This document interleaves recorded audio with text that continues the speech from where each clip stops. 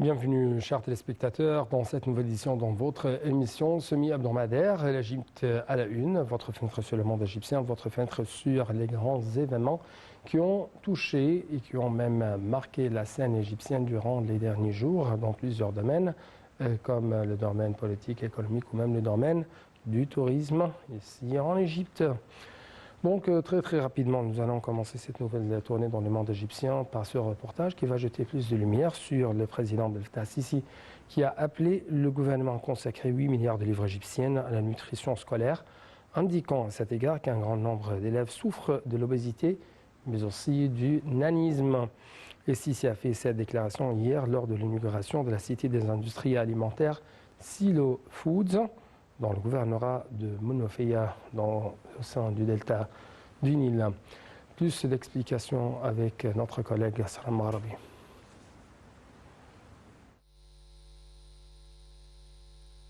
En inaugurant la Cité des industries alimentaires Silo Foods dans le gouvernorat de Monofeya, le président Abdel Fattah Sisi a déclaré que le gouvernement doit consacrer 8 milliards de livres égyptiennes à la nutrition scolaire.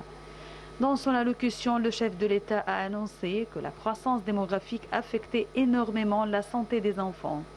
Le président Sisi a ajouté qu'il était temps de hausser le prix du pain afin de fournir davantage de services aux citoyens, indiquant qu'aucun prix n'avait demeuré fixe durant 20 ou 30 ans.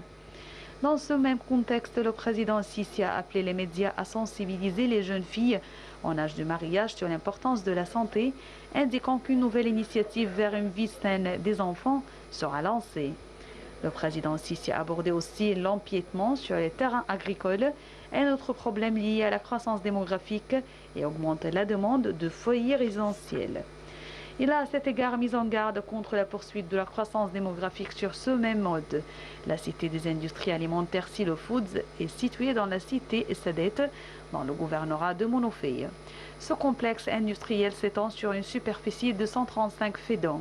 La première phase de la cité couvre une surface de 102 fédans et comprend une usine de biscuits, de pâtes, un moulin, 14 silos d'une capacité de 70 000 tonnes de blé, une usine de pâtes, un garage, des services et un bâtiment administratif.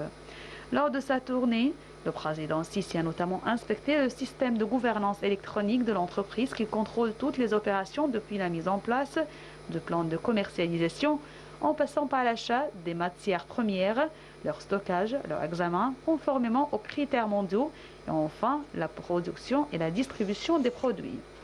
Le ministre de l'Approvisionnement et du Commerce intérieur a quant à lui déclaré que cette cité va beaucoup ajouter à la capacité de l'État dans le domaine de l'industrie alimentaire et influencera positivement le commerce intérieur. Et la ministre de la Santé, Dr Hala Zeid, a expliqué que Silo Foods va offrir une alimentation saine, ce qui va améliorer le niveau de santé des élèves.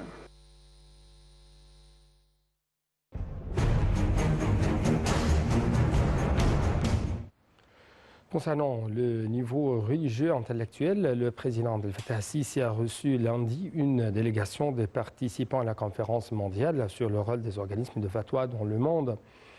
Au cours de la rencontre, le président Sisi a mis l'accent sur l'importance du rôle joué par des institutions de fatwa dans le monde islamique en tant que référence légitime de fatwa dans tous les aspects de la vie des musulmans. Le chef de l'État a également souligné l'importance de réaliser la stabilité de la société, de résoudre les problèmes auxquels sont confrontés les fatwas à cause de l'ingérence des non-spécialistes, outre la nécessité de maîtriser les sites d'Internet qui répandent des idées religieuses erronées. Sur la coopération, plutôt sur la scène de la coopération régionale, notamment avec la Tanzanie. On trouve que le président Abdel Fattah Sisi a tenu également lundi une réunion afin de suivre la position exécutive, la situation plutôt exécutive du projet de construction du barrage Julius Nyerere en Tanzanie, destiné à produire de l'énergie hydroélectrique.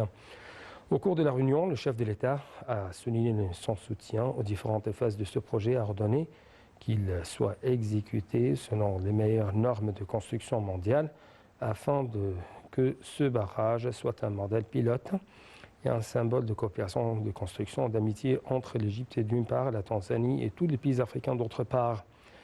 Le chef de l'État a enjoint aux responsables gouvernementaux concernés d'effectuer des visites d'inspection périodiques sur le chantier du travail du barrage afin de suivre le bon déroulement du travail.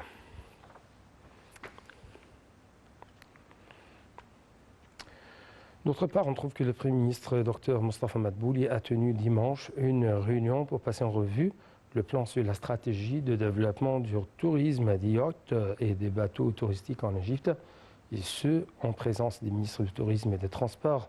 Des explications tout de suite avec notre collègue Salam Maghrabi. Le Premier ministre Dr Mostafa Madbouli a commencé la réunion par discuter du plan de développement du tourisme des yachts, conformément aux directives du président Abdel Fattah el-Sisi d'étudier toutes les mesures pour mettre en place le tourisme des yachts en vue de pouvoir concurrencer avec les autres pays. La stratégie vise également à simplifier les mesures relatives pour majorer ce type de tourisme, étant donné qu'il représente une valeur ajoutée au tourisme dans le pays. L'Égypte possède en effet de remarquables atouts, dont notamment les plages étendues sur les côtes des mers Méditerranée et Rouge. Le ministre des Transports Kamel Louazir a souligné qu'un comité ministériel a été formé pour élaborer une stratégie d'attraction du tourisme des yachts en Égypte. Ce comité est chargé de moderniser le plan IAFER et de fixer les emplacements prometteurs constituant un point d'attraction touristique, en plus des règles régissant le tourisme des yachts. Le comité est chargé également de lancer le guichet unique où seront représentées toutes les instances concernées et d'accorder les autorisations nécessaires et de fixer les tarifs. Le ministre Al-Wazir a ensuite passé en revue les objectifs de la stratégie de majoration du tourisme des yachts qui vise à encourager les bateaux à multiplier leurs visites au port égyptien via une politique fixant un tarif unifié susceptible de présenter des stimulants et des réductions des prix, ce qui attirera les yachts touristiques.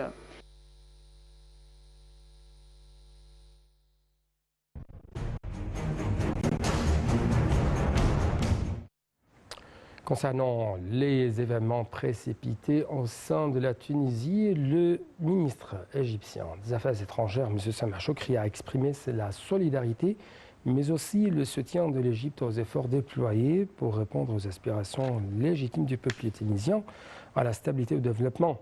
Choukri a remis un message du président de l'État à son homologue tunisien, Kais Saïd. Il a renouvelé la confiance de l'Égypte en la capacité de la Tunisie à surmonter les circonstances délicates actuelles pour faire face aux divers problèmes économiques, politiques et de la santé.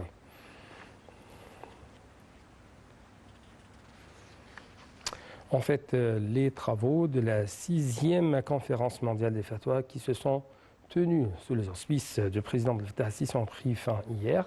Les conférences ont souligné l'importance d'activer les fatwas collectives dans les institutions de fatwa et l'unification des efforts de la nation islamique dans la lutte contre l'extrémisme. D'autre part, le mufti d'Égypte, Dr Chapri Alam, a confirmé lors du communiqué final que la conférence avait contribué au développement des institutions de fatwa pour l'ère de la numérisation.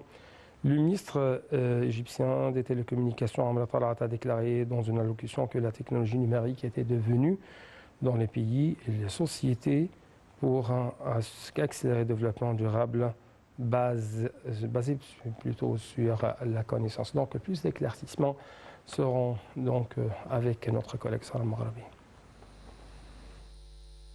La technologie numérique est devenue un pilier dans les pays et sociétés pour accélérer le développement durable basé sur la connaissance, a dit le Premier ministre Mostafa Madbouli dans une allocution prononcée en son nom par Amr Talat, ministre de la Communication et des Technologies de l'Information, lors de la conférence mondiale sur la fatwa. Dar el-Ifta en Égypte et le secrétariat général des autorités de la fatwa dans le domaine ont bien profité de cette phase de l'histoire de la patrie, selon M. Madbouli, qui a signalé que sous la direction du président Abdel Fattah el-Sisi, l'État a mobilisé toutes les potentialités en vue de promouvoir le travail dans le cadre du plan de développement durable. Dar el-Ifta et le secrétariat général des autorités de la fatwa dans le monde ont bien profité de cette étape de l'histoire de la patrie, ont fait ces dernières années de grands efforts importants dans le domaine du développement numérique et ont utilisé tous les moyens techniques modernes pour améliorer l'image de l'islam auprès des instances internationales, a-t-il rappelé. L'État, avec toutes ses institutions, en particulier le ministère de la Communication et des Technologies de l'Information, n'épargnera aucun effort pour fournir tous les outils scientifiques et techniques afin d'aider le secrétariat général des autorités de la fatwa à soutenir l'infrastructure technologique et la transformation numérique dans les institutions de la fatwa dans le monde.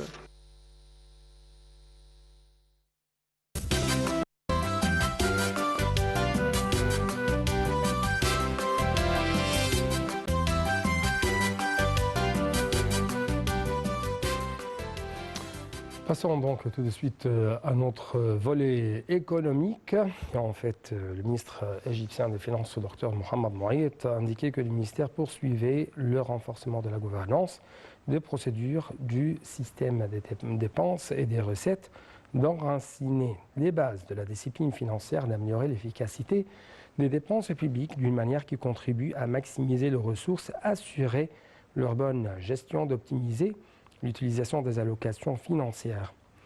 Il a confirmé que ces mesures visaient à contribuer à la réalisation des objectifs économiques en fournissant les financements nécessaires afin de répondre aux besoins de développement des citoyens en améliorant les services qui leur sont dispensés ainsi que leurs conditions de vie. Quant au ministre du Pétrole et des Ressources minières, Tariq Al-Molla, il a déclaré dans une allocution prononcée en son nom par le président de l'autorité générale égyptienne du pétrole lors d'une conférence organisée par Dar al-Tahrir que les réformes économiques courageuses s'étaient donc reflétées sur l'économie nationale. Il a expliqué que les changements positifs qui ont eu lieu en Égypte avaient poussé les citoyens à aspirer à un meilleur avenir, un développement dans tous les domaines. M. Molla a de même loué les réformes économiques courageuses entreprises par la direction politique soutenues par le peuple et qui se sont reflétées sur l'économie nationale. Le ministre égyptien de Transport, Kamel El-Wazir, a inspecté les travaux de construction dans le projet de train assurant la liaison entre Sokhna, la Nouvelle Alamine, Matrouha. El-Wazir a inspecté le projet sur la distance de Helwan à Ain Sokhna, passant par la nouvelle capitale administrative, selon le communiqué du ministère des Transports. El-Wazir s'est également informé de l'état d'avancement des travaux, en soulignant l'importance de les intensifier en vue d'achever ce projet selon le calendrier fixé.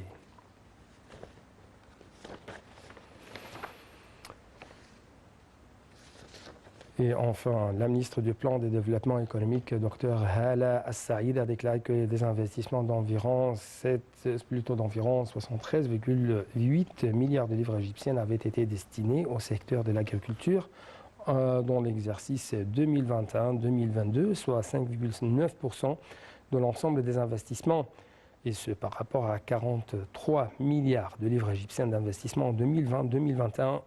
Cela représente une hausse de 72%.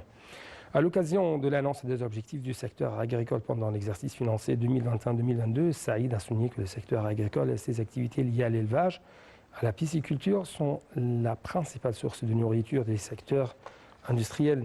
Elle a ajouté que la pandémie de coronavirus avait montré la grande importance du secteur agricole, qui a contribué largement à répondre aux besoins alimentaires des citoyens et a joué un rôle important dans le renforcement de la balance commerciale de l'Égypte. C'est ainsi que nous sommes arrivés en fait à la fin de cette édition. C'est pourquoi permettez-moi de vous remercier infiniment pour votre fidélité. Toujours bon suivi dans le programme sur notre chaîne nationale, NATV International. Au revoir.